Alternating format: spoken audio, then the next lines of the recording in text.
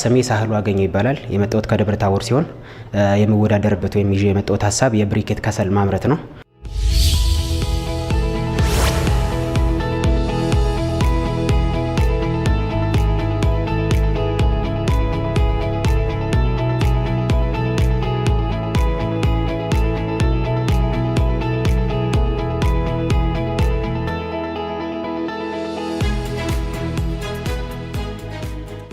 እኔ እዚህ የተገኘሁት በዋናነት ስለ ከሰል ለማውራት ሳይሆን ቆሻሻን ወደ ወርቅ፣ ብክለትን ወደ ኢነርጂና ስራ አጥነትና ተስፋ ቢስነትን ትርጉም ወዳለው ህይወት መቀየር በተግባር መቀየር ለማሳየት ነው እዚህ የተገኘሁት። በአካባቢያችን ብሎም በኢትዮጵያ የደን መጨፍጨፍ፣ የአካባቢ ብክለት እንዲሁም የጤና እክል ከፍተኛ የሆነ ራስ ምታት ሆኖ ይገኛል። ለነዚህ ችግሮች ኢኮብሪኬት ከሰል መፍትሄ ሆኖ ቀርቧል ማለት ነው። ይሄ ከሰል እንደ አማራጭ ኃይል ምንጭ የምንጠቀመው ሲሆን ጭስ አልባ ነው። ከፍተኛ ሰዓት ለረጅም ጊዜ ሙቀትን አምቆ ወይም ይዞ መቆየት ይችላል። እንዲሁም ለኢኮኖሚ ፋይዳውም ከፍ ያለ ነው ማለት ነው። አሰራሩ ምንድነው የሚሆነው? ከማንኛውም አይነት ተቀጣጣይ የግብርና ተረፈ ምርቶች፣ ከእንጨት ተረፈ ምርቶች ማለትም ከቁርጥራጮች፣ ከሰጋቱራና መሰል ደረቅ ቆሻሻዎች ከፕላስቲክ ውጭ የሆኑትን ተጠቅሞ ወደ ፕሮዳክትነት የሚቀየር ነው ማለት ነው የሚሆነው። ይህ ነገር ለማህበረሰቡ ችግር ፈች ሆኖ የቀረበ ነው ማለት ነው። ከተለመደው ባህላዊ ከሰልም በ20% ያክል ቅናሽ ያለው ሆኖ ቀርቧል ማለት ነው። እንዲሁም ከቅናሽነቱ በላይም የሚቆየው ጊዜ ከእጥፍ በላይ በመሆኑ በትንሽ ወጭ እጥፍ የሆነ አገልግሎት ማግኘት እንዲችል ለማህበረሰቡ ያስችላል ማለት ነው። በተጨማሪም ወደ 14 ሰራተኞች ቀጥሮ የሚሰራ ድርጅት ነው። ድርጅቱ ወደ 70% ያክሉ አካል ጉዳተኞችና ሴቶች ያካተተ ሲሆን ከዛም በተጨማሪ ሌሎች አቅራቢዎች ልክ እንደ ቅርፊት፣ ባህር ዛፍ ቅጠልና ፍሬ የመሳሰሉትን እንዲሁን የሚያስረክቡኛሉ እያመጡ ማለት ነው። ከነሱ ጋርም ኮላብሬት አድርጎ የሚሰራና ሰፊ እንቅስቃሴ ለአካባቢ ለማህበረሰቡ የሚፈጥር ነው ማለት ነው። ወደ ኢንዱስትሪያል ብሪኬቲንግ የማደግም እቅድ አለው ማለት ነው። ለኢንዱስትሪ ቦይለሮች እና መሰል አገልግሎቶች እንዲውል የማድረግ እቅድ አለኝ። እንዲሁም በሪሳይክሊንግ ዘርፉም በደንብ ሞር ገፍቶ ሌሎች እህት ድርጅቶችን እንዲከፍትና ለወጣቶችም የስራ እድል ይፈጥራል ብዬ ያመንኩበት ድርጅትና የጀመርኩት ስራ ነው ማለት ነው። አመሰግናለሁ። እኛ ወጣቶች ያው ስራ ችግር ፈቺዎች እንጂ ችግር ቆጣሪዎች አይደለንም። ስለዚህ ከኢኮብሪኬት ጋር በመቀላቀል የንጹህ ኃይል አብዮትን ተቀላቀሉ ላለው አመሰግናለሁ። እሺ በእጅ ቀጥርስ ምንድነው ባይንደር? ኢኮብሪኬት ነው እንትኑ ባይንደሩ ውስጡ ኢንግሪዲየንቱ ሰጋቱራ። እሺ ማጣበቂያው ምን ተጠቀም? ሰጋቱራ እኔ ሞላሰስን የተጠቀምኩት እና ማንኛውም አይነት የተለያዩ እንትኖች ያገለግላሉ። አለ ስኳር ፋብሪካ አለ የዛ አካባቢ? አይ የለም። እና ሞላሰስ ነው የታገኘው? የለም። እንደ እንትን አምጦ እንደ ሳምፕል አሰረቻም። ኪሎ ስንት ነው ይሄ ዋጋው? ኪሎ እኔ አሁን በ16 ብር ነው የማቀርበው። እሺ ኖርማል ከሰል ስንት ነው? ኖርማል ከሰል እኛ አካባቢ እኔ አሁን ከ2 ሳምንት በፊት 800 ብር ነው የነበረው ኩንታሉ። ያ ኩንታል ስንመዝነው ግን በጣም ቀላል ስለሆነ እንትኑ ዴንሲቲ ስለሌለው ከ40 ኪሎ በላይ አይሆንም። ያ ማለት ስናካፍለው ኪሎ 20 ብር አካባቢ ነው። ካሎሪውን ስንት አገኘ? ካሎሪው ወደ 30% ያህል ወይም እኔ በታይሚንግ ነው እንትን ያረኩ 4500 ኪሎ ካሎሪ በምናምን ወይ ደግሞ 5000 ስንት ከ4500 እስከ 5000 ኪሎ ካሎሪ እንደሆነ አውቃለሁ። እርግጠኛ ነህ? አዎ አጥንቻለሁ። ያው ቴስት ተደርጎ ነው የሚመጣ። እሱን ቴስት ማድረግ አለብህ። ግን የእንትኑ አሁን ምንድነው መሰለህ አሁን ብሪኬቱ መሰራቱ ምንም ጥያቄ የለውም። ቆንጆ ነገር ነው። ለምን የግድ የምትሰራቸው አብዛኞቹ ዌስት ከሆኑ ነገሮች ስለሆነ ዲፎሬስቴሽንም ስለሚያስቀር ምንም ጥያቄ የለውም። በሱ አንደራደርም። ጉዳዩ ያለ የመጀመሪያው ነገር ምንድነው መሰለህ አሁን ባይንደሩን ሞላሰስ ከሆነ የምትጠቀም ነገ አንተ ያለው ደብረ ታቦር ነው። ደብረ ታቦር ላይ ስኳር ፋብሪካ የለም። ሞላሰሱ ሌላ ቦታ እየመጣ ነው። ሞላሰስ ደግሞ በጣም ክሪቲካሊ ይፈልጋል። በነገራችን ላይ ከብቶችን ለማድለብ በጣም ይፈልጉታል። እነዚህ ደግሞ እነዚህ ሶፍት ድሪንኮችን ለሚሉ ሰዎች ገዝተው ይወስዱታል። ፕሮሰስ ያደርጉትና አሁን የሚጠጡ ነገሮች አሉና ለነሱ ይፈልጉታል። አይ ቲንክ በቀላሉ ማግኘት ቀላል ነው ብዬ አላስብም ሞላሰስን።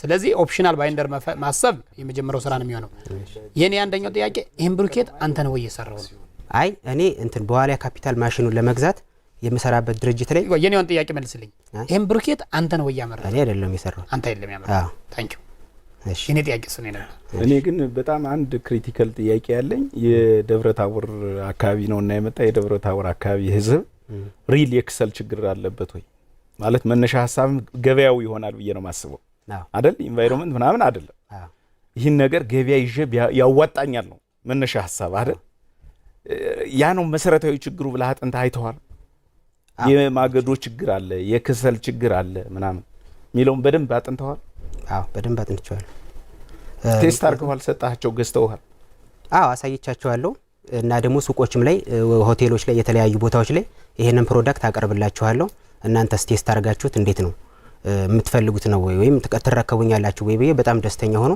እንወስደዋለን ብለውኛል ለምን መሰለ አሁን እኔ የጠየቁ ቅድም ለዛ ነው አንተን ያመረተው ያልኩ ለምሳሌ አሁን አንተ ያመረተው ሆኖ ቢሆን ማለት ነው በጣም የሚገርም ነው ነበር ለምን እንደሆነ ታውቃለህ ኤክሰል በነገራችን ላይ ሶስቱ ክሰል ማለት ነው በጣም ብዙ ሰዓት ነው የሚቆየው በጣም ብዙ ማለት ነው እኛ በነገር ላይ ሰፊ የሆነ ኤክስፐሪመንት ሰርተናል እዚህ ጋርና አሁን አንተ ያመረተው ሆኖ ቢሆን ኑሮ ማለት ነው እኔ ጨርሼ ነበር ለምን ታውቃለህ በቃ ገበያው ለላንተ እኮ በቃ ነገር ሁሉ በረገድከው ማለት ነው ምክንያቱም ያኛው ከሰል ምን ያክል ሰዓት እንደማይቆይ ይታወቃል ይሄኛው በጣም ሃይ ዴንሲፋይድ የተደረገ ስለሆነ በጣም ብዙ ሰዓት ነው የሚቆየው ኢቭን ተጠቅመህ አጥፍተህ ቆይተህ መልሰህ በደንብ ነው የምትጠቀመው የነበርና ለዛ ነው ይሄኛውን ያመጣው አዲስ አበባ ነው አዎ ግን ምንድነው እኔ እንትን ያርኩት ኢኮብሪኬት እንትን ምንድነው ኢትዮፕ ይባላሉ እና እኔ በዋሊያ ካፒታል ማሽኑን ለመግዛት ኦልሬዲ ፕሮሰስ ላይ ነኝ እንትን ያያረኩ በቃ ካንድ ወር በኋላ ምናምን ይመጣል ብዬ አስባለሁ ኮለም መሰለ አላመረተው ብታመርተው ኑሮ እኔ ስጠይቅህ ለደብረ ታቦር ህዝብ ይሄ ችግሩ ነው ወይ ስልህ ኖ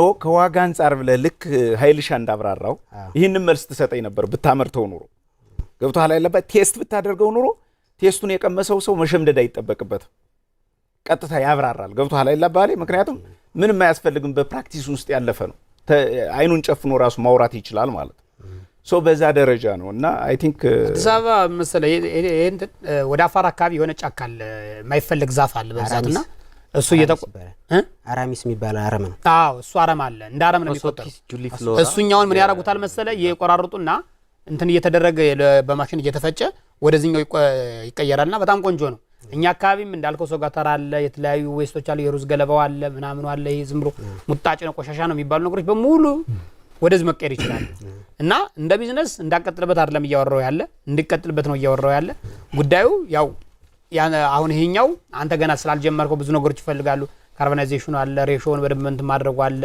ባይንደር አይነቱን መምረጥ አለ እሱን በደንብ ማጥናት መቻል አለበት ከዛ ውጪ ኮስቱ በነገራችን ላይ 16 ብር አይዋጣም በኪሎ ይሄ ኪሎ በጣም ውድ ነው ምክንያቱም ያኛው በኪሎና አሁን አንተ ከትራዲሽናል ክሰሉ በኪሎ ዝቅ ለማድረግ ነው የሞከረው ሁለት እጥፍ ብታረገው ራሱ ያዋጣል ምክንያቱም የዚህ 1 ኪሎ ማለትና የዛኛው 1 ኪሎ ማለት የሚያገናኛቸው ነገር የለም ያኛው 1 ኪሎ 1 ሊትር ውሃ ወይም 2 ሊትር ውሃ አድርገህ ወጥ ሰርተህ እንደጨረስክ አልቆብህ ሌላ መጨመርበት ነው የሚሆነው ይሄኛው ግን ተርፎህ እንደገና ደግሞ አጥፍተህ ብትጠቀመው ነው የሚሆነውና እሱ ነው ጨርሻለሁ አመሰግናለሁ ላብራራ ይሁን መልካም ኮሜንት ነው ኮሜንት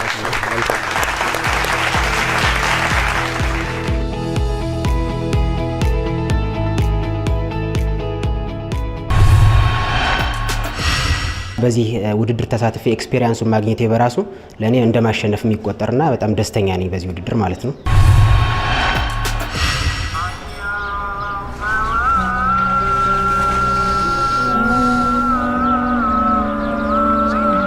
የሰላሙ ነብይ የሚታሰቡበት እጅግ የከበረ በዓል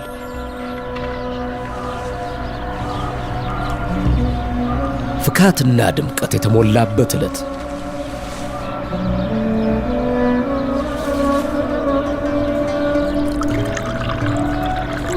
ቤተሰብ ወዳጅ ዘመድ የሚታደምበት የመተሳሰብ የአንድነት ጊዜ በሐላል መንገድ ደክመው ያገኙትን ጥሪት ለነገ ራእዮ ማሳኪያ ያደርጉት ዘንድ የሸሪዓ ሕግጋትን መሠረት ያደረገውን የቡና ባንክ ሀዲም ከወለድ ነጻ የባንክ አገልግሎታችንን እንደ ልቦ ይጠቀሙ። እንኳን ለመውሊድ በዓል በሰላም አደረሳችሁ። ቡና ባንክ፣ የባለ ራእዮች ባንክ። ይህ የፈጠራ ውድድር የቀረበላችሁ አልማ ከዩኒሴፍ ከማስተር ካርድ ፋውንዴሽን እና ከአሚኮ ጋር በጋራ በመተባበር ነው። ስሜ አልማዝ ይግዛው ይባላል። የመጣሁት ከደብረ ታቦር ከተማ ነው። የስራ ፈጠራ ሀሳቤ ጥራት ያለው እንጀራ ማከፋፈል።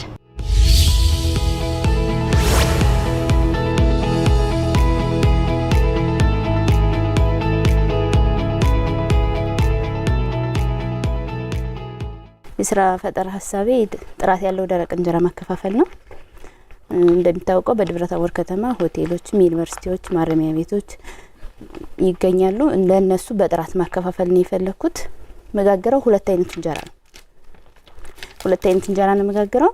አንድ የጤፍ ነው፣ ሁለተኛው ደግሞ የዳጉሳና የጤፍ እንጀራ በመቀላቀል ዳጉሳና ጤፍን በመቀላቀል በጥራት እየጋገርኩ እገኛለሁ። ሞክሬዋለሁ ያንን ነገር እና ሰው ለምዶታል። ትንሽም ደግሞ ዳጉሳ ከጤፍ ዋጋው ቀነስ ያለ ነው፣ አገልግሎቱ ግን ተመሳሳይ ነው ከጤፍ ጋር ያለው እና በዛ ምክንያት እየጋገርኩ እገኛለሁ።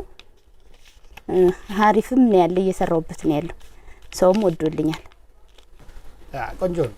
ምክንያቱም ያው ያለ ቢዝነስ ስለሆነ ምናቀው ቢዝነስ ስለሆነ እያዋጣቸውም ስለሆነ እየሰሩ ያለ ሌሎቹ አንቺንም እንደሚያዋጣሽ አልተራተርም። ምንም ጥያቄ ነው። እየሰራሽበት ጀምረሻል? አዎ ጀምሬያለሁ። ግን ምንድነው መሰልሽ አሁን ያንቺ እቅድ ጥራት ያለው እንጀራ ማቅረብ ነው። እናንተ ጎረቤት የምታቀርበው አሳትዮም ጥራት ያለው እንጀራ ነው ማቅረብ ብላ ነው የምታቀርብ። ያው ምንም ማለት መቼም መጥፎ እንጀራ አቀርባለሁ ብሎ የሚለጥፍ ሰው አናገኝም። አዎ ስለማይደረግም ማለት ነው። ተቻለ መጠን ሁሉም ጥራት ያለው ለማድረግ ነው የሚሞከር። ጉዳዩ ግን ምንድነው ያንቺ እንጀራ አለ ሰፈር አካባቢ የሚቀርቡ ብዙ ሰዎች የሚያከፋፍሉም አሉ እዚህም እዛም። ስለዚህ ከነዛ ሰዎች አንቺ በምን ብትለይ ነው ሌሎች ሰዎች ካንቺ እንጀራ ሊገዙ የሚችሉ ነው? እኔ ከሌሎቹ ለየት ያደረኩት ለምሳሌ ብዙዎቹ የሚጋገረው የጤፍ እንጀራ ብቻ ነው ወይም ሌላ ነገር ያው ጥቁር ጤፍም ይቀባሉ። ይጨመራል።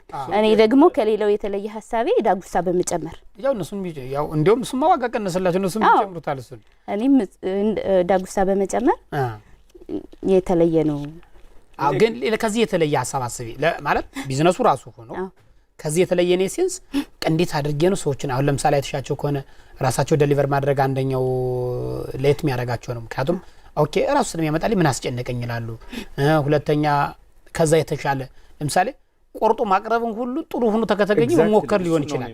ከተሻለ ምክንያቱም አንድ ሰው አንድ እንጀራ መግዛት አቅም ላይ ኖሮ ይችላል። ግማሽ እንጀራ ግን እንዲገዛ ብታቀርቢለት እቺ ልዩ ልትሆን ትችላለች። ልክ እንደነዚህ ብዙ ነገሮች ሰዎቹ እንደምትረጃቸው በነገራችን ላይ ልክ ብዙ አቅም የሌለው ሰው አለ ወይም ደግሞ አማራጩ በተለያየ መንገድ አለ። እንደነዚህ ነገሮችን እንዳልሽው ለምሳሌ በሆነ ፐርሰንት ሌላ ተጨማሪ ኢንግሪዲየንቶችን መጠቀም ለሰው ጠቃሚ እንደሆነ እንዳለው ጠቃሚም ነው። የዋጋ ቅናሽም አለው። ዳጉሳ ልክ አሁን እኔ ዳጉሳን እንፈልግ ካልኩ ከዳጉሳው እንደወስድ አንዱ ቀይ ጤፍ ነው ሲፈልግ ከቀዩ እንዲወስድ አንዱ ነጭን ሲፈልግ ከነጩ እንዲፈልግ እያረግሽ ልክ እንደነዚህ ብዙ አማራጮችን ማሰብ ጀምሪ። እንዲያያርክ ስትሰሪው ምን ይሆናል ማርኬቱ ወደ አንቺ ዘንበል እንዲል እድል ይሰጠዋል ማለት ነው።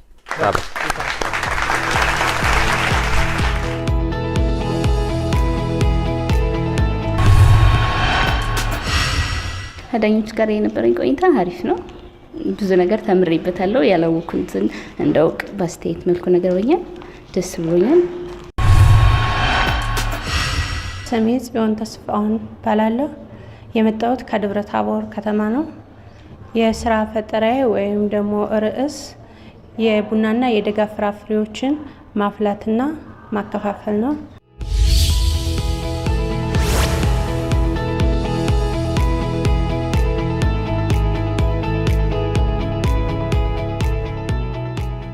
ይዤ የመጣሁት የስራ ፈጠራ ወይም የስራ ሀሳብ የቡናና የደጋ ፍራፍሬዎችን ችግኝ ማፍላትና ማሰራጨት ነው። ይህም ማለት እንደሚታወቀው በዞናችን በደብረ ታቦር ወይም ደግሞ በደቡብ ጎንደር ዞን ከፍተኛ የሆነ የቡናና የደጋ ፍራፍሬዎችን ለማምረት የሚያስችል ከፍተኛ የሆነ ፖቴንሻል ያለው መሬትና አቅም ያለው ቦታ አለ። ስለዚህ ይህንን ለማድረግ አብዛኛውን ጊዜ የሚታዩ ችግሮች አሉ።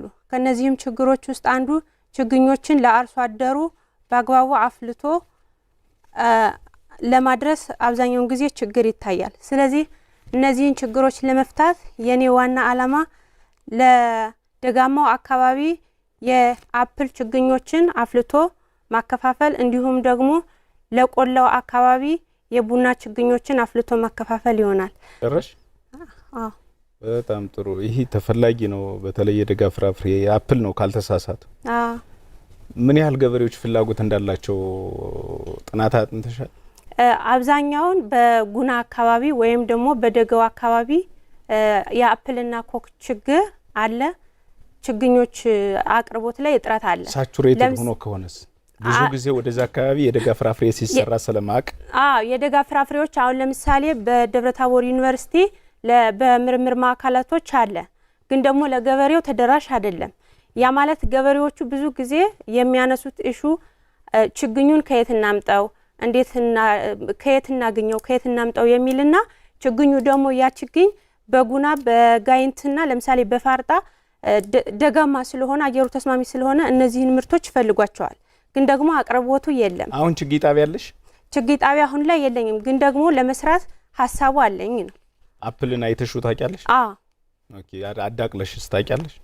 ብሪድ አድርጌ አውቃለሁ። ማለት የተማርኩት በግብርና ዘርፍ ነው። ለደብረ ታቦር ህዝብ ምንድነው የተለየ የምታመጭለት አንቺ? ምክንያቱም ችግኝ ጣቢያ አለ። አንደኛ አፕልን ቢያመርት ገበሬው በደጋው ያለው ገበሬ አፕል ምን አይነት ጠቀሜታ እንዳለው ይታወቃል። ገበሬው ማምረት ይፈልጋል። እንደገና ደግሞ እሱ ከሽክሮፕ ነው። ስለዚህ ያንን ቢያመርት ተጠቃሚ እንደሚሆን አውቃለሁ። እኔ በጣም ወድጄዋለሁ። በጣም ተፈላጊ ነው አፕል። ዛሬ 1 ኪሎ አፕል ስንት እንደሆነ እናውቀዋለን። 600 ብር። እኔ ግን አፕል ፕሮሰሲንጉ ላይ ብትገቢ ብዬ አስባለሁ። ምክንያቱም የገበሬዎች ስራ ቢሆን ይሄ አንቺ ፕሮሰሲንጉ ላይ ብትገቢ፣ ቫልዩ አዲሽኑ ላይ፣ ፓኬጂንጉ ላይ ብትገቢ የበለጠ ኤክሴል ታደርጊያለሽ ብዬ አስባለሁ። እሱን አስበሽበታል? ያው አሁን እንዴት ነው አፕል አንዳንድ ቦታዎች አንዳንድ ገበሬዎች ከጓሯቸው ወይም ደግሞ ከግቢያቸው አለ። ያ ማለት አፕሉ ከውጭ ከሚመጣው አፕል የተለየ ነው። የተለየ የሚሆንበት ምክንያት ዘሩ ጥራት የጎደለው ነው። በዛ ላይ ደግሞ በበሽታ የተጠቃ ነው። ይህንን የመጀመሪያ ቅድመ ጥንቃቄ የሚባሉትን ወይም ደግሞ ኬሚካሎችን መረጨት ያለባቸውን ያፈሩን ሁኔታ እሱን ጥናት አድርገው ከግብርና ባለሙያዎች መጀመሪያ እውቅና ወስደው እንዲያጸድቁ ማድረግ ነው። አዎ ጥሩ ነው። በቃ አሁን እኔ ምንድነው ለወደፊቱ አሸነፍሽም አላሸነፍሽም በደንብ እንዲሰሪበት እንፈልገው አፕልን ፕሮሰስ እናረግ ማርኬቱ ገበሬውን ይገፋዋል። ምክንያቱም የአፕል ፍላጎት ሲጨምር ፕሮሰስ የሚያደርግ ካምፓኒ ሲጨምር ምን ይሆናል? ገበሬውን ይጨምራል ማለት ነው። ፍላጎቱ እንዲያመርት ያደርገዋል። ሁለተኛ ቶፕ ወርኪንግ ላይ ብትሰሪ ትልልቅ ዛፎችን እናዳቅላለን እንዲህ ብትሰሪ የበለጠ ውጤታማ ትሆኛለሽ ብዬ አስባለሁ። በጣም አሪፍ ጨርሰሻል። በጣም ቆንጆ ሀሳብ ነው። በርቺሽ።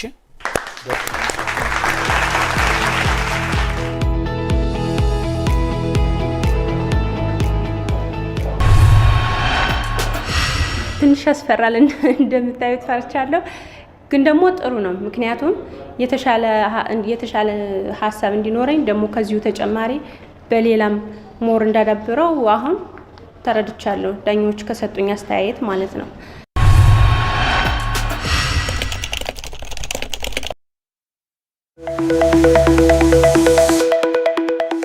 የትኛው ሀሳብ ያሸንፍ ይሆን? ፕሮባዮቲክ እርጎ እንሰራለን። ፕሮባዮቲክ ባክቴሪያ ያለበት ነው ብለሽ እንዴት ልሸጪው ትችያለሽ? ሞዘሬላ ቺዝ ምናምን ነበር ወደ ባህር ዳር የሚጭነው የነበረ። እሱ ሳፕላይ ቼንሽ በምን መልኩ ነው የተካሄደው? ሱፍ አበባ በመጠቀም ንጹህ የሆነ ኒውትራል የሆነ ምርት አመርታለሁ ማለት ነው ራሴ። ኮንፊደንስሽ ግን ደግሞ ተመችቶኛል። ምንም ሳይድ ኢፌክት የለውም። ታቦር ኮስሞቲክስ ማለትሽ ምናምን ደስ ይላል። በአራስነቴ ባጋጠመኝ ትንሽ የኢኮኖሚ ጥረት ለምን ብዬ በራሴ ጀመርኩት። በእኔ የሞከርኩት ነው ካለ ትረስት ነው በቃ። ወደ ውጭ ኤክስፖርት ለማድረግ ሎጎዎችን አዘጋጅተን ዝግጁ ላይ ነው። እሱ የምሰራው አሁን በእጅ ነው። ኮባ ማለት የኔ አዲስ ያሰብኩት ብራንድ ነው። ከብዙ ስራዎች የቀሩ ብዙ ሴቶች አሉ። ሀሳቡ ጥሩ ነው፣ ሞዴሉ ጥሩ ነው። የጠየቅሽው ገንዘብ ግን እውነትም ከጋፋት መምጣታችሁን አሳይታችሁናል። ስለራሳችሁ ሳስበው መረረኝ፣ ስሰራው አነቀኝ፣ ጋፋት ተወልጄ ፋብሪካ ናፈቀኝ። ይሄ ነው